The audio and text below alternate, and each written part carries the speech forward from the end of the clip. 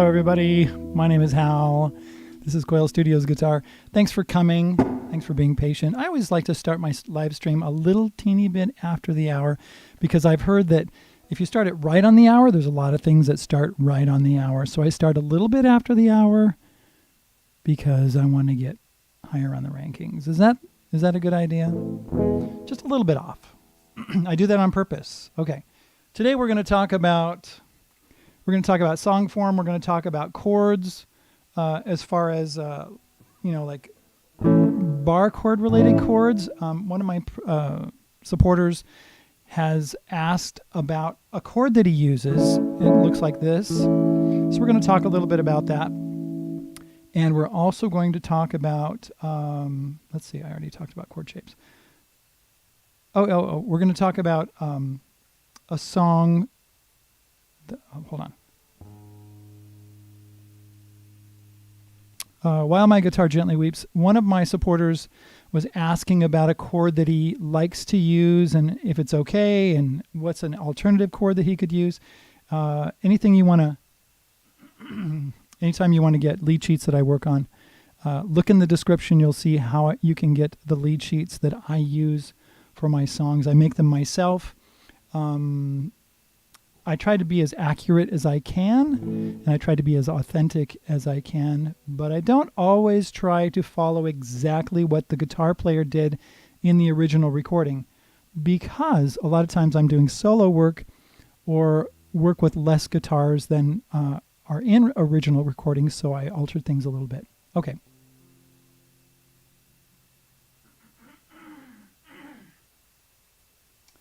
Now, what we're going to do first is we're going to talk a little bit about song form. One of the people said recently, he said, I love the fact that as I was watching your guitar lesson on, which one was it? I don't remember. It was an older one. It might have been Here Comes the Sun. One of the things that I did in some of my earlier videos is that I would actually put on the screen the form of the song.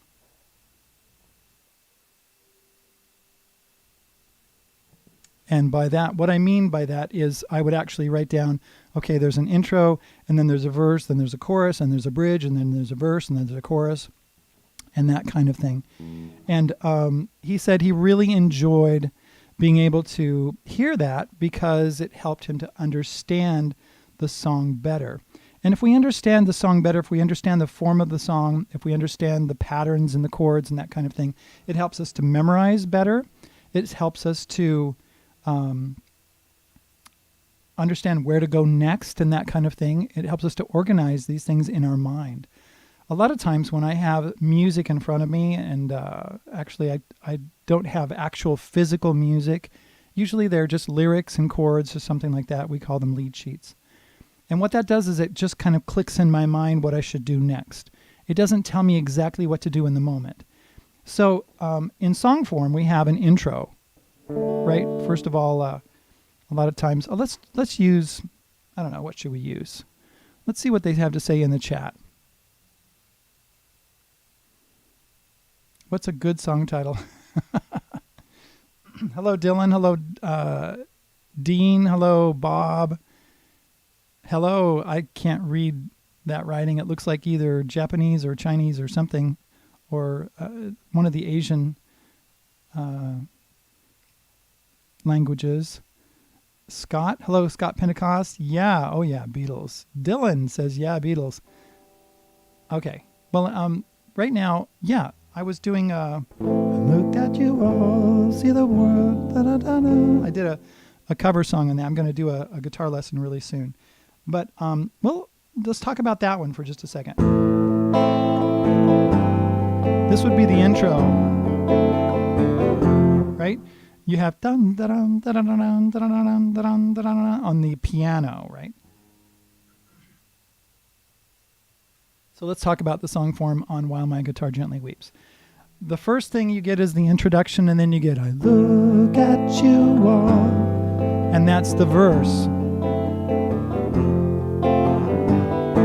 And then the next part, I don't know why nobody told you. I called that a bridge. That's what I called it. It was like a verse and then a bridge and then a verse and then a bridge. And let's see. Something like that. And there was also a section in there. I'm looking at my the lead sheet that I have in my book, and it looks like I need to change it. It looks like there's something wrong with it. I apologize to all those people who have my current February version of the book. I've got to change that. There's something wrong. I don't have the lead section in there. But there's also lead sections when you play, like if you're playing a melody.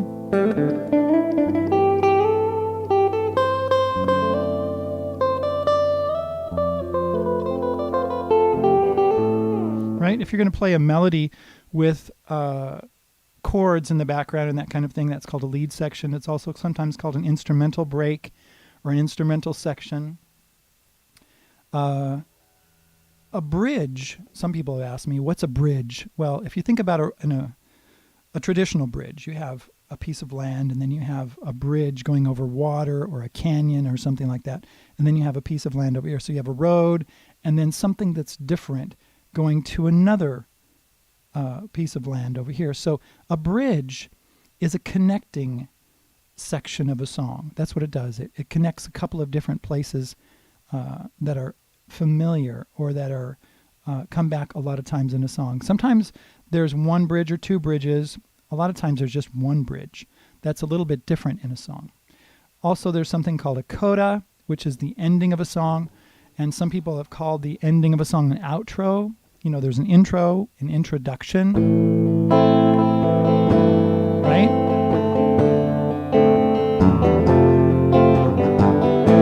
Well, when you go out, it could be the same thing going out, and people have called this an outro. Personally, I have to tell you that I don't love that word, outro. It's like, what? Because intro comes from introduction. What does outro come from? I guess it's just out in, I don't know. I've never loved that terminology, just to let you know. Anyway, but I've used it. I have used it. I will use it in the future, but it's the ending of the song. All right. Are there any questions? If you have any questions about song form, let me know in the chat. Let me check the chat. I don't have a moderator. I do everything by myself here. Something in the way. Hi, Mike. Something in the way she moves. Yeah, I love that one.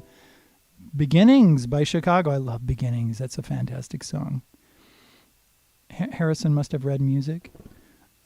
Very possibly. How did McCartney do so much without reading music?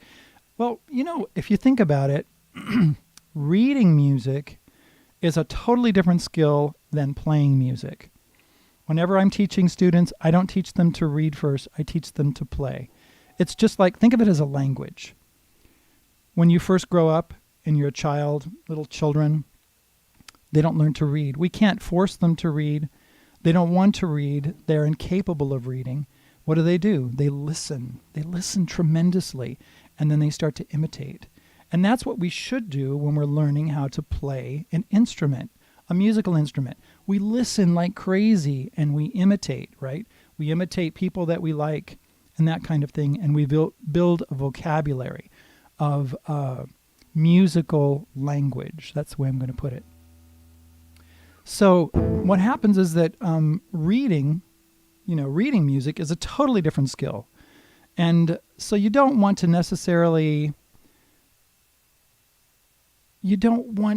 I'm getting a little warning here. It says no data. I don't know what that means. It says, okay, the stream is healthy. Very good. Okay. I guess I'm looking at different things. All right. I'm all right. Okay. Back to the live stream. Sorry about that. I just got distracted right here from things that are on my screen from little messages from YouTube. Okay. So reading is a totally different thing. Don't worry about it. A lot of people can talk and communicate without reading, right? Reading is a nice thing to do. And if you can read, if you learn how to read, then it's very, very good. being able to communicate, being able to take what people have written off the page, take it from orchestrations, take it from piano music, take it from guitar music that was never tabbed out. It's good to be able to do that, but it's not essential for all guitar players. Okay, let's go on to Bjarne. Bjarne had a question about an F major 7 chord in While My Guitar Gently Weeps, you know. In While My Guitar Gently Weeps, I play an F major chord. Look at your wall, see the love there that's sleeping. Right? I play an F chord like this. Right? Bjarne says he likes to play an F major 7. Now, what's nice about that F major 7, it has that open E.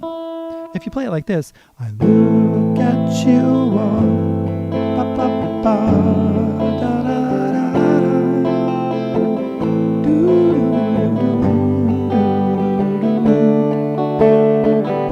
it actually sounds really good, doesn't it? Because you've got that, and then the F major 7. But he asked me, how can I get that F in there?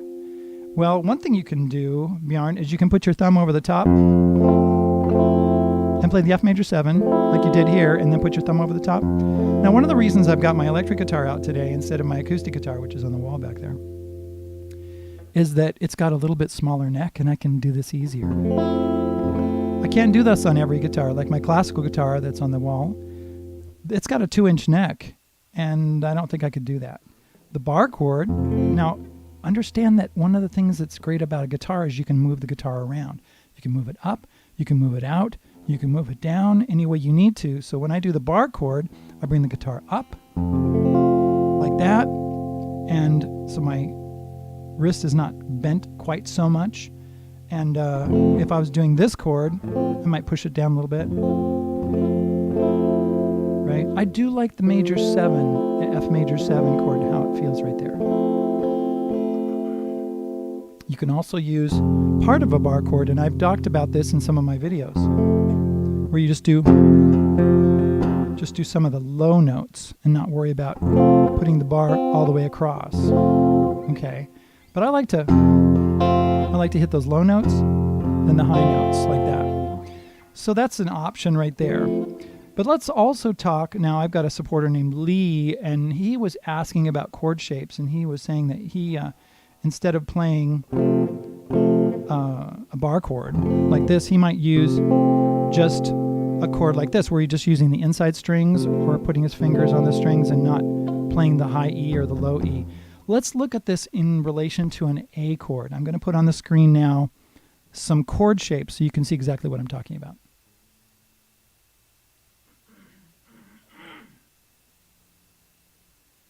I've seen a video in response to Scott's comment. He says, still McCartney knew how to put chords together. This is true. And sometimes you can do it just by feel. You know what I mean? When you're speaking, a lot of times you know if it sounds correct. If, you know, oh, that's not really the way to say it. So speaking and playing music is a lot the same. Go by your ear. Go what sounds good. That's what McCartney did. That's what John Lennon did. I've seen videos about how much, you know, I think it was from David Bennett Piano. He said, how much theory did the Beatles know? I think that was his video. And it doesn't really matter exactly how much theory they knew or whatever, but a lot of times we understand what chords go together. That's theory too. All right, so on the screen what I have here is I have at the top, you'll notice the second chord from the left is an E chord. It looks like this. And then at the bottom we have an F chord that looks like this. All right, now I'm going to go forward. And I'm going to use an A bar chord like this as an example. And let's get the guitar or the camera closer so you can see exactly what I'm talking about.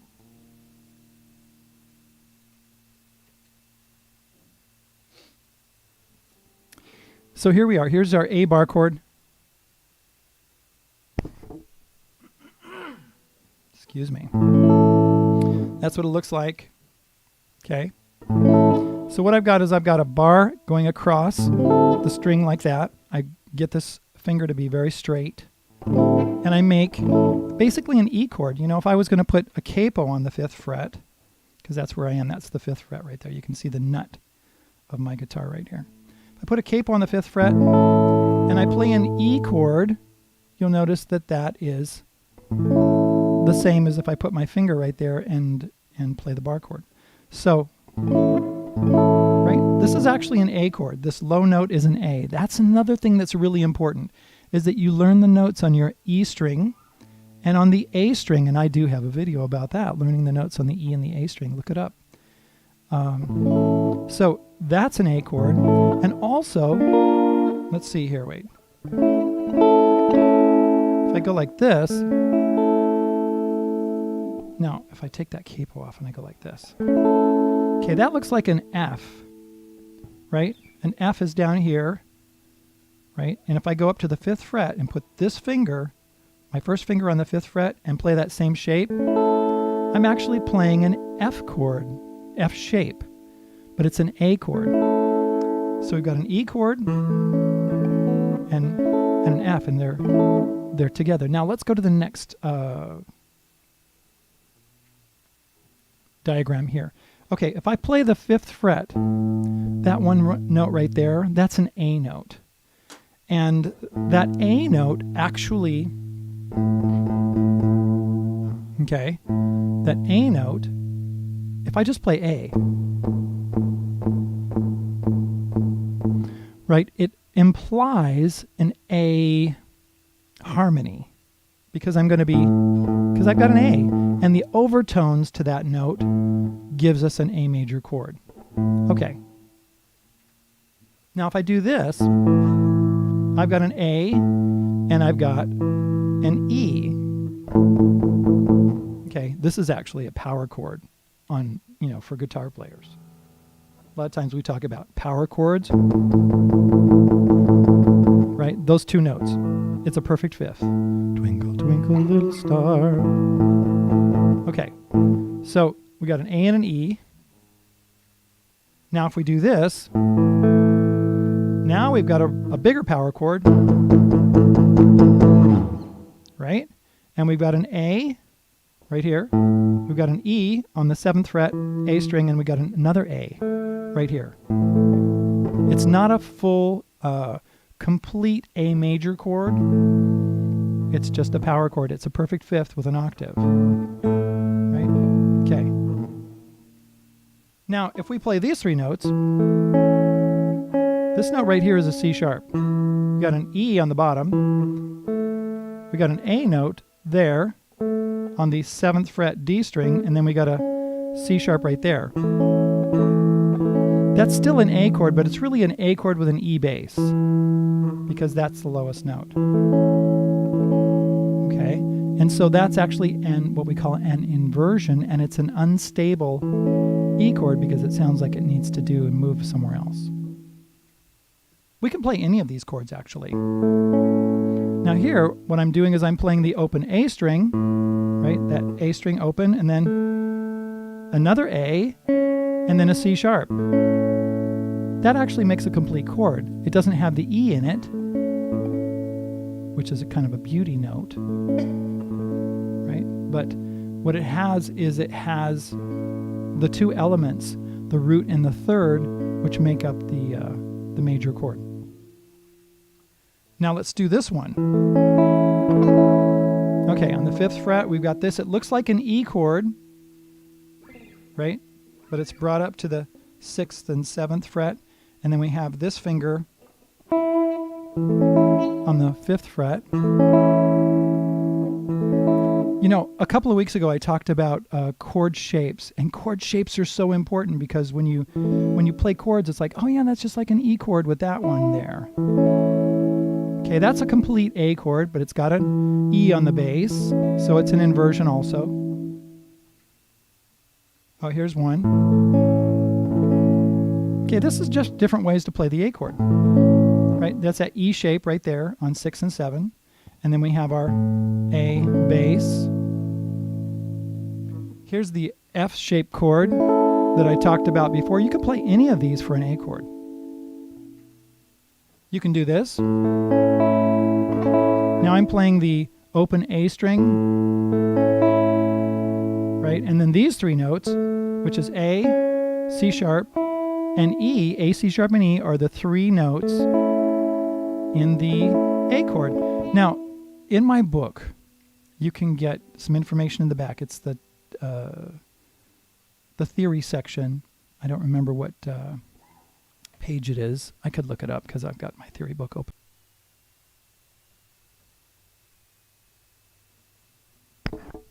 Okay, what's going on here?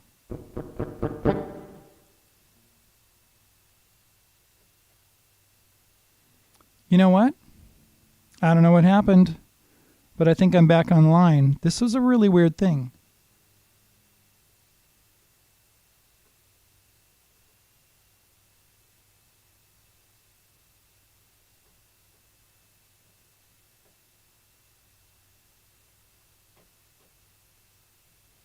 I don't know why I would have been kicked out. I'm just checking it. So, looks like we're still going. That's really weird. Chat disconnected. Yes, you're back. Okay. This is weird. It just all of a sudden it was like your stream is gone and then your stream is back. Okay. Sorry. Yeah, it dropped for 5 seconds. That was weird. Okay. We're going to just really quickly wrap this up and then I'm going to go talk to supporters. A chord. You can play it like that. Another way. This is part of that F chord. This is an A. No, see, C sharp, E, A. That's a complete chord. But you got the C sharp in the bass, so it's the first inversion. Oh, yeah. This is another way to do it. So all of these ways you can do the chords, right? You got an F chord, and then if you put this note on the bottom, right there, then you've got your E in the bass. So you've got to understand that these chords, when they don't have the A in the bottom, it's going to sound a little different. It's going to affect the music a little different. Okay. The inversions will destabilize the chords, and they'll sound a little bit different. Now, let me put my camera back up.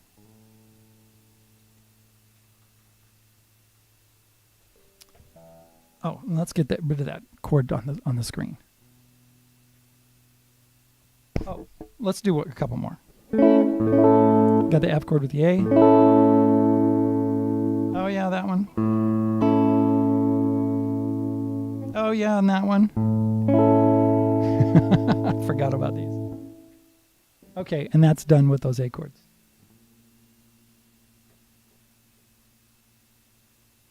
Let's check the chat, see what's going on here. Scott says it's aliens. Yes, I agree. Hello, hello. How much does becoming a Patreon cost? A patron cost? $5 or less. You can actually decide, Scott, what you want to do.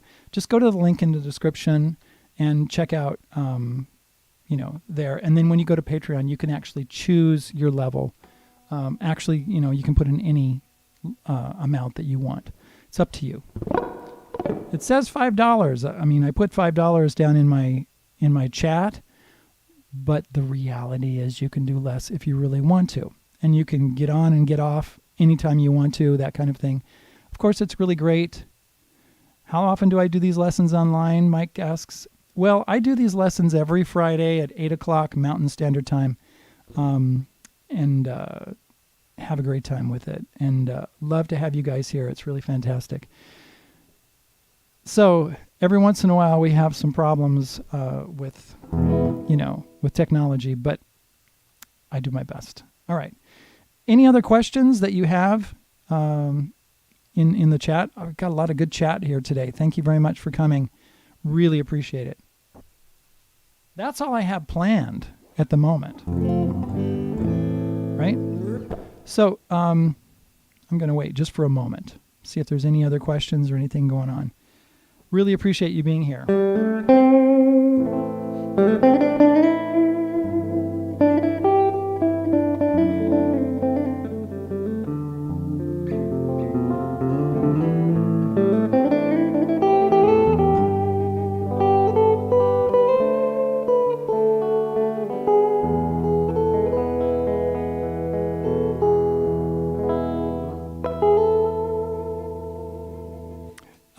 Dylan says, we need to get you to 100K.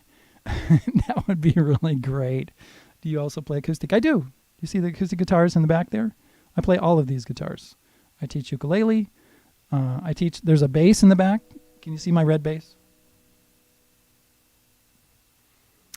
I've got another bass. I've got this Taylor guitar. I've got that Blue Ridge right there, and I've got that Ibanez classical in the back there. And I also play piano. That's why I've got my piano right here, because I also teach piano.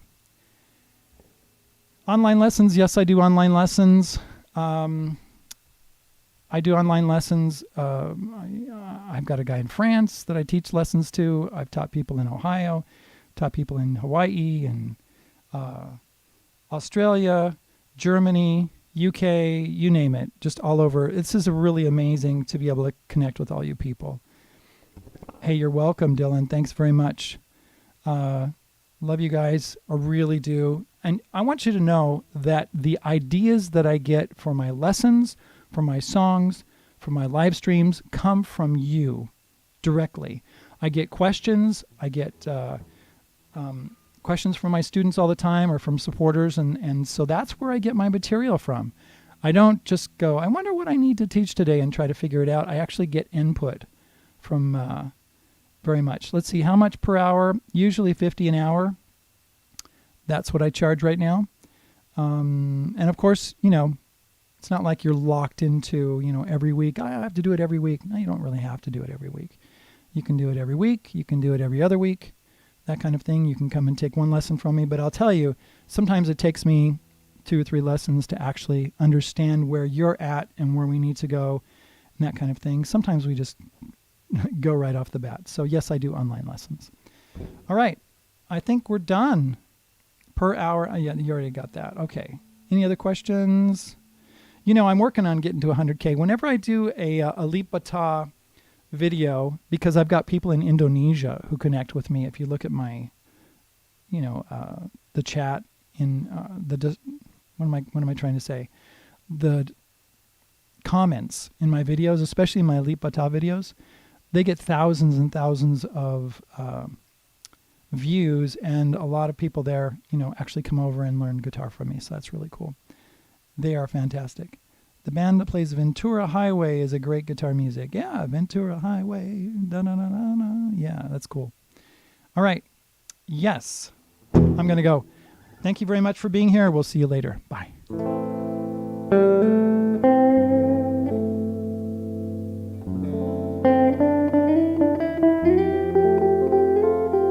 Oh, yeah, you're Indian. Very good, Dylan.